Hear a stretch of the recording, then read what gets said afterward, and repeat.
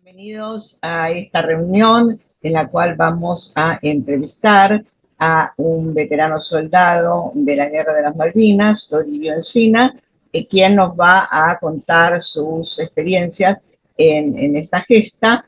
Y recordamos que se trata de un conjunto de entrevistas que estamos haciendo en relación a la Guerra de las Malvinas y en el contexto de nuestras jornadas de historia, la 11ª jornada de historia de este país, las Islas Malvinas ayer y hoy. Bienvenido, Toribio, y muchas gracias por aceptar esta intervención. No, para mí es un honor Muy bien. y le agradezco a ustedes por también por la iniciativa de armar este programa, porque es una forma también de malvinizar y mantener viva la llama de Malvina, ¿no? Y principalmente Exactamente. es Bueno, sin recordar más a nuestros... preámbulos, vamos a pasar entonces a las preguntas. La primera Dale. es un poco tu historia personal, cómo te vinculaste a la guerra, cómo fue la circunstancia que hizo que fueras destinado a Malvinas al frente. Bueno, yo fui soldado, pertenecía al Escuadrón de Exploración de Caballería Blindado 10, en ese momento con asiento en Tablada, es una subunidad que dependía directamente de la 10ª Brigada. Bueno, ingresé al ejército como soldado en el 81 y ya estaba cumpliendo mi año de servicio, ya estaba para la última baja cuando sucedió de la recuperación de Malvinas. Entonces, no, empezaron a convocar a los soldados que ya habían sido de baja y después, los pocos días de abril, nos comunicaron que el escuadrón iba a ir a Malvinas, que estaba destinado a ir a Malvinas. Entonces ahí empezó todos los preparativos y el 16 de abril pisamos suelo malvinense.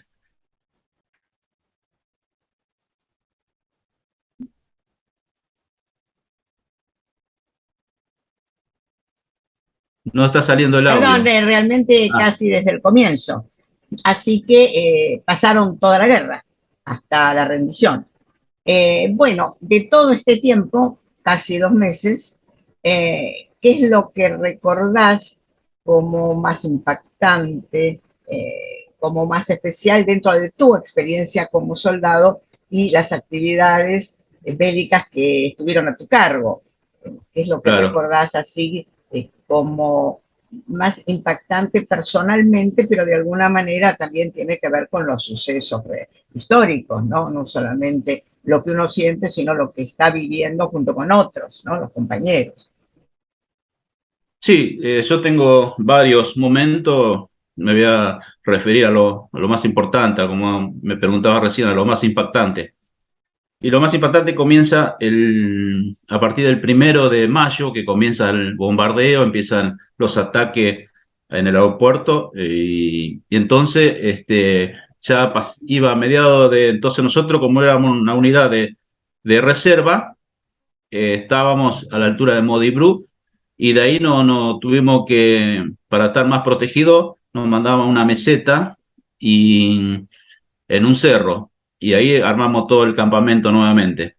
Pero abajo, donde estaba la base de Modiru, que era una base de los soldados británicos, ahí teníamos agua, teníamos todo y teníamos que bajar cada tanto a buscar agua ahí.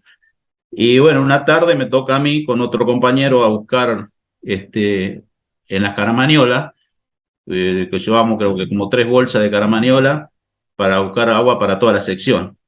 Y bueno, cuando veníamos subiendo, eso más o menos es una altura de 400, Perdón la 500 metros. interrupción. ¿Cuántos soldados Sí. tenía la sección? Los que vamos a oír esto no somos muy expertos. ¿Cuántos soldados estaban ahí? Y nosotros en la sesión seríamos más o menos 30. Total del escuadrón éramos cerca de 200 soldados. Pero eso iba dividido en secciones o en grupos. Y nosotros éramos más o menos para 30 soldados que iban a buscar Ah, agua. perfecto. Bueno, Entre ahora 12. Por eso era adelante como... entonces. Perdón por la interrupción.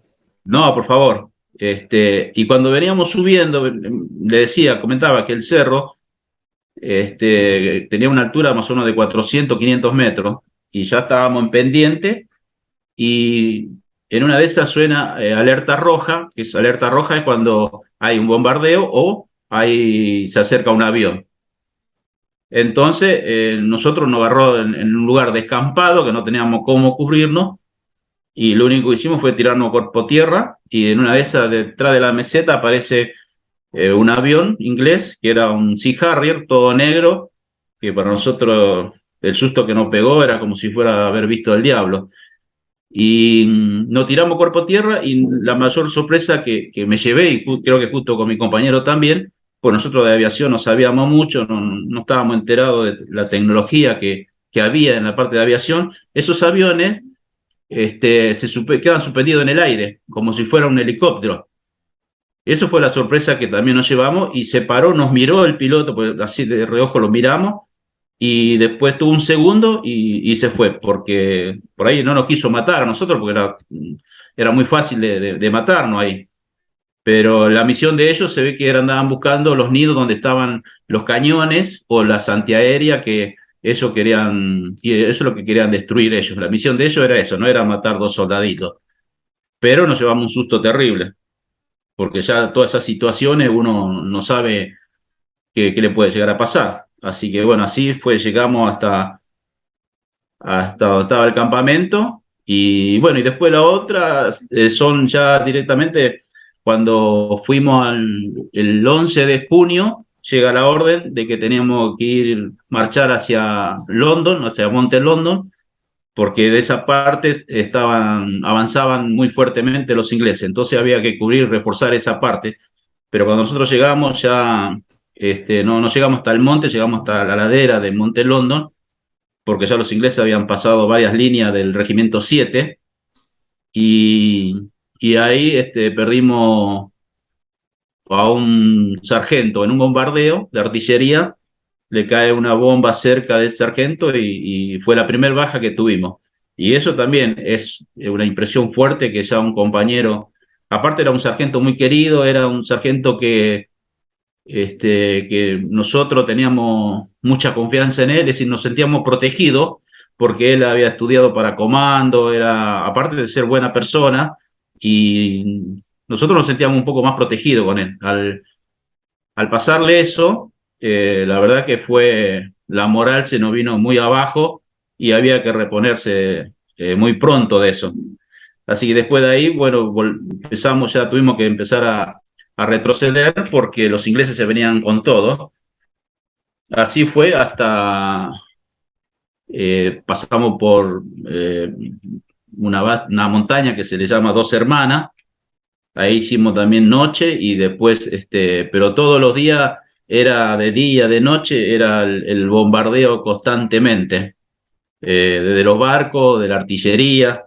Y perdón que me retroceda un poquito, también cuando estábamos ahí en el campamento, en Modibrú, también todas las noches no bombardeaban desde los barcos, se acercaban, y era un bombardeo terrible que se escuchaba cuando salía el proyectil, la bomba, pero no sabía dónde iba a caer. Así que uno no sabía cuándo le, le, le podía tocar, porque se escuchaba que caía acá, allá, allá, y era un suspenso que bueno, hasta que no terminaba de bombardear, no nos quedábamos tranquilos. Y así no tenían a Vilo toda la noche, que lo que ellos hacían era de moralizarnos y cansarnos, y no tener fuerza después para combatir principalmente, porque no nos dejaban descansar. Y de la parte también, ya después del 1 de mayo, ya empezó a escasear también la comida, más que después, bueno, del 11 que ya fuimos para el frente, a primera línea, y bueno, ahí ya escaseaba mucho más también la comida, porque no solamente era por falta así en sí de comida, pero sino era la forma de trasladar la comida hasta esos lugares, porque el terreno es muy húmedo, camiones no podían andar porque se empantanaban, tenía que ser a través de helicópteros, y los helicópteros también podían, de hecho varios fueron derribados por aviones ingleses. Entonces, tuvimos que pasar todo eso, y ya bueno, ya para esas fechas también estábamos ya muy débil, pero bueno, seguíamos Este sacando tema fuerza de la porque alimentación y las dificultades para alimentar a la tropa, así como también la idea de cansarlos con los bombardeos constantes, lo estamos viendo ahora todos los días con las noticias de Ucrania, ¿no? Así que esto tal vez nos Claro. da una idea de lo que vivieron ustedes en ese momento, ¿no? Debe ser algo similar, aunque en otro Sí, sí, contexto, claro.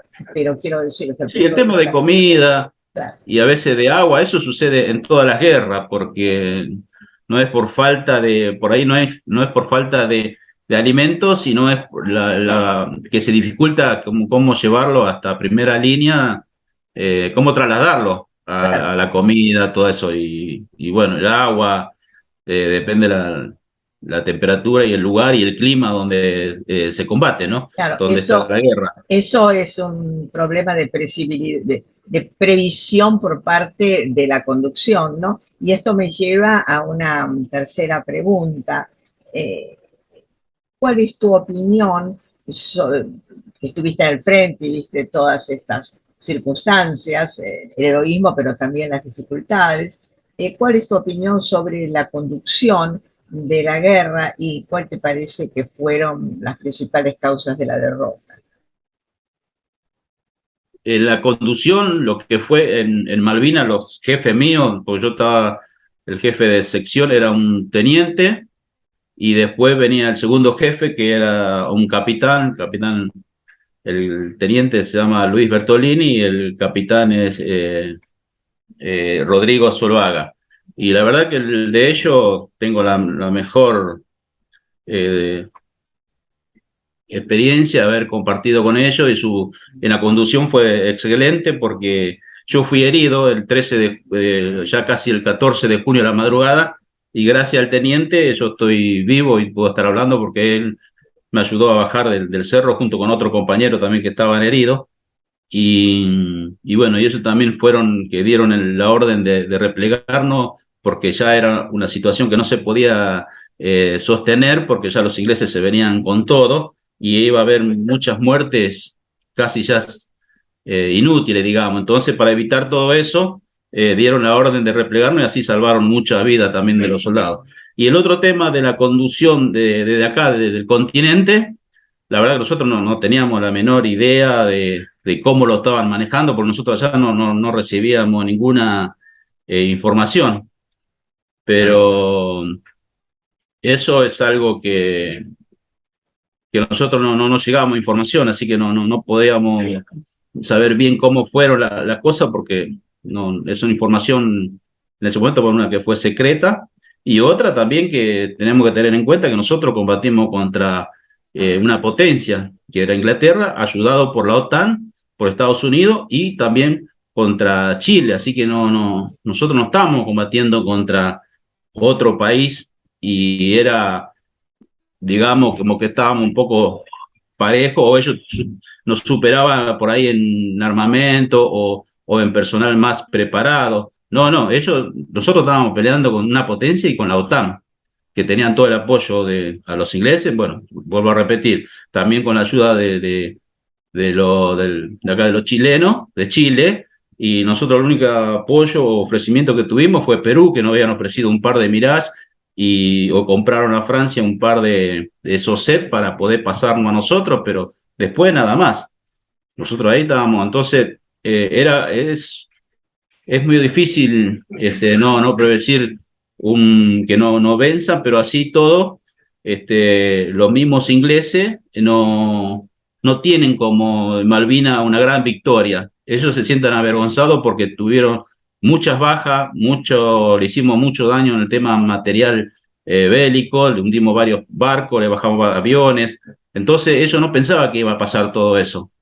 Y la verdad que nosotros, todos veteranos, hasta hoy en día tenemos más reconocimiento del enemigo por la forma de pelear, por la valentía y el amor a la patria, porque nosotros peleábamos por eso, por el amor a nuestra patria, a nuestra bandera, que hemos jurado defenderla hasta perder la vida. Y bueno, yo estuve ahí cerca, pero hay otros muchachos que cumplieron ese juramento.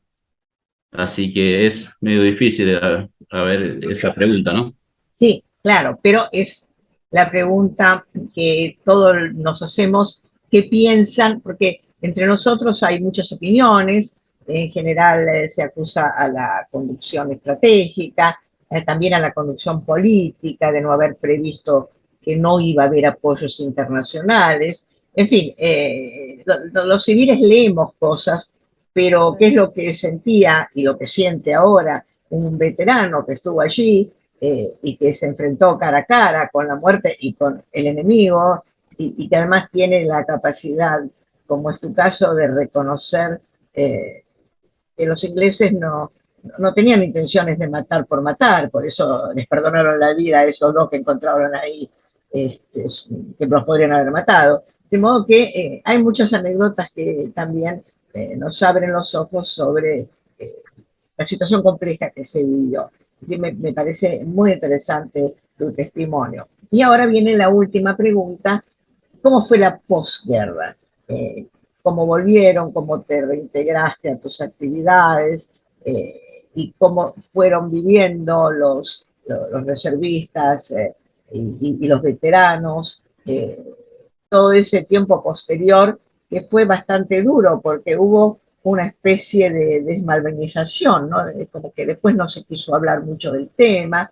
Eh, bueno, todas estas circunstancias, a ver cómo las viviste. Sí, yo creo que la posguerra fue mucho más duro que los 60 días que estuvimos ahí y de haber sufrido, haber participado en los combates y toda esa cosa, porque yo volví, fui herido, estuve, yo salí de Malvina el 16 de junio, por eso son 60 días justos. Llegué el 16 de abril y el 16 de junio me trasladaron el rompehielo Irizar a Comodoro Rivadavia. Y ahí estuve como 16 días internado hasta que me recuperara un poco de las heridas. Después recién me trajeron a Buenos Aires, a Campo de Mayo, al hospital de Campo de Mayo, en el cual estuve prácticamente hasta fines de julio. Y así todo salí, pero no estaba bien recuperado de la pierna todavía. Y después yo ya en agosto por ahí quise conseguir trabajo, no había y volví a la empresa que trabajaba antes, que era una empresa de calefacción, que hacíamos losas radiantes, toda esa cosa. Pero como es un trabajo pesado, este, y como todavía tenía las heridas, no me había curado definitivamente, el ingeniero me dijo, no, que vuelva al hospital militar, que son ellos los que me tienen que curar, que bueno, después ellos me guardaban el puesto. Pero volví, bueno, me volvieron a internar, estuve prácticamente hasta fines de noviembre, principio de diciembre, recién salí del 82.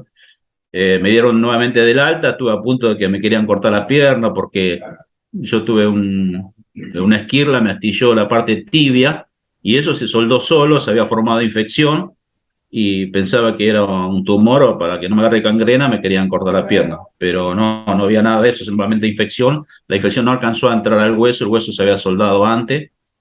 Eso también es la ventaja de que éramos jóvenes, eh, eso también ayudó muchísimo Y y además a fuertes, soportar ¿no? también todo, claro. Con un físico fuerte, ¿no? Que Claro, sí, sí, sí. pudieron Eh, soportar no solamente la guerra, sino después todo momentos de posoperación, de poscura, que a veces, claro, se producen esas sí, sí, dificultades. yo, Así que hasta noviembre estuviste como herido, curándote, sí, digamos, en un... sí, sí, iba, venía, aparte de todo eso, también tenía pesadilla. Pobre a mi Eso es padre, lo que te lo tenía iba a loco preguntar porque justamente, el aspecto psicológico, sobre el cual se ha sí, hablado tanto, ¿no? Yo recuerdo en unas jornadas de historia de la ciencia que hicimos en FEPAI, el tema era la medicina, uno de los temas, la medicina militar. Y bueno, hubo varios médicos que hablaron del tema, médicos militares, y uno, psicólogo, psicoanalista, que justamente una de las cosas que dijo es que muchos no se dan cuenta que las secuelas psíquicas son a veces más graves que las físicas, eh, porque claro, duran claro más, que sí. porque son más invalidantes, porque invalidan toda la actividad de la persona, y una de las cosas que dijo en ese momento es que ese fue un grave error de la posguerra, de no haber cuidado el aspecto psicológico, que el aspecto médico más o menos de las heridas y eso más o menos iba solucionando, pero que no hubo una cobertura psicológica y por eso hubo suicidios y personas que no quedaron bien definitivamente. Así que tu experiencia al respecto, ¿cómo fue? ¿Que tenías pesadillas? Claro, yo también tenía pesadilla, me había vuelto una persona violenta, no quería estar en donde había mucha gente, a pesar que yo jugaba siempre al fútbol, me costaba también integrarme a la sociedad, porque como que no tenía espacio, no tenía lugar para mí, yo sentía como que tenía un monstruo delante mío que a veces no lo podía dominar, y, y bueno, también... no, me ha llevado también a tomar bastante alcohol, porque pensando que con eso uno se calmaba y bueno, pero no, hasta que así después pude conseguir un trabajo que entré acá, en ese momento era la municipalidad, a través de un amigo también que yo lo acompañé porque él quería entrar y yo estaba haciendo los trámites para entrar en ese momento en la empresa telefónica de Entel, pero nunca me llamaron y bueno, y entré acá en la municipalidad en ese momento. Ahí también empezar a estar con otra clase de gente, eh, eso también me ayudó, conocí Pero muy no buena tuviste gente. ningún tratamiento psicológico, no hiciste. No, no, no, no, no, O sea que no, te no, no, curaste por no, cuenta no, propia, digamos. no, fui a hacerme tratar, todas esas cosas, pero era como que yo quería ocultar mi enfermedad porque tenía miedo de que me den pastillas y después termine en un loquero. Ese era el temor mío también. Ah, Y claro. no teníamos un asesoramiento de un grupo de psiquiatra o psicólogo, porque acá en Argentina como nunca se vivió una guerra, no somos guerreros como otros países como Inglaterra, Estados Unidos, todas esas cosas, ellos están viviendo siempre en conflicto. No tenemos psicólogo preparado como para tratar a un paciente así de que vuelve de la guerra. Después, con el tiempo, sí, vinieron profesionales de Estados Unidos, donde hicieron congreso y fueron preparando a los psicólogos, más psicólogos militares y civiles también. Y a partir de los 90 por ahí más o menos, se empezó a ver gente un poquito más preparada para el tema de cómo tratar a un veterano de guerra. Claro, pero había Y sí, pasado la 10 pasé. años entre tanto. Sí, sí, sí. En esos 10 años hubo mucho suicidio, porque como sabes que en el servicio militar, ahí somos todos iguales de diferentes clases sociales. Algunos tenían menos posibilidades para conseguir un trabajo, para que lo ayuden a insertarse en la sociedad. Entonces, por ahí también había muchas adiciones, que uno se pegaba a eso. Y bueno, yo tuve la contención de mi familia, después me casé, tuve un hijo, entonces todo eso me fue llevando y ya el instinto mío, yo sabía que era otra persona, no era la persona que era antes y quería ser la persona que era antes. Y así, luchando contra ese fantasma, contra ese monstruo, bueno, pude ir saliendo, después empecé a juntarme con veteranos, fundamos un centro, a trabajar y tratar de ayudar a otro veterano sin darme cuenta que también eso me hacía bien a mí. Y de hecho, eso fue prácticamente toda mi vida. eh, ¿Y ese centro de es, veteranos todavía existe? sí, sí, porque es en la localidad de Merlo. Después yo, como trabajar acá en Capital, ya me dediqué más acá y bueno, acá formamos también una asociación. De hecho, hoy en día, bueno, hicimos mucho trabajo solidario en el interior, llevando donaciones, dando charlas. Nos dedicamos más al interior de Chaco, Corrientes, Entre Ríos, Misiones, Formosa, porque en esos colegios rurales no hay tanta tecnología y no llegaba tanta información como acá en el Gran Buenos Aires o Capital, porque prácticamente acá estábamos todos los veteranos, entonces muchos veteranos iban a dar la charla en los colegios de acá, entonces nosotros nos decidimos al interior. Por ejemplo, otro muchacho también, Marco, es de Corrientes, yo nací en el Chaco y me crié acá en Buenos Aires, pero sé lo que es la vida del campo y cómo se vive, entonces no tiramos un poco más para esos lugares y la verdad que el recibimiento de la gente siempre fue una caricia al alma que recibimos, volvíamos por ahí cansados del viaje, de todo eso, pero veníamos con con un alivio, una tranquilidad, sacándonos un poco el peso de la mochila que cargamos. Y así, bueno, así fuimos superándonos, y de hecho que hoy en día acá en el gobierno de la ciudad, en Renta HIP, tenemos nuestro propio centro que se llama CIDEM, y bueno, desde acá también seguimos haciendo así, entrevistas, charlas en los colegios. La pandemia no paró mucho. Eh, lo conocimos a Enrique también como funcionario de acá. Ahí creamos, Enrique Mobiliano, ahí creamos una amistad muy grande. Él también resulta que era muy malvinero, y bueno, así se fue dando las cosas hasta que le pedimos si nos podía contar nuestras vivencias, que fue a través del libro Combatimos, que él también, bueno, después lo va a presentar y le va a hablar un poco más de eso. Y bueno, ahí también volcamos eso y hacemos trabajo solidario, y esperemos que ahora que más o menos se está normalizando con el tema de la pandemia, volver al trabajo que Seguramente, hacíamos antes en las provincias, seguramente, y y eso es es una algo forma que de recuperarnos nosotros mismos. tiene que continuar porque es una parte importante de nuestra historia y hay que rescatarla con los recuerdos de los que participaron activamente en eso. Bueno, te agradecemos mucho tu participación y este video se va a subir a YouTube junto con otras entrevistas y va a estar en el canal YouTube de FEPAI permanentemente para que quien quiera pueda verlo, interiorizarse. Hay un chat también que tiene el propio canal donde se pueden escribir preguntas, comentarios, de modo que no se cierra aquí la entrevista, sino que continúa. Así que muchas gracias, Toribio, por tu participación. Un gran abrazo también a todos los compañeros, camaradas de Malvinas que están en los centros No. en los que, que te has ocupado y en los otros que nosotros no conocemos, pero que los solicitamos a todos porque es una tarea muy importante. Muchas gracias.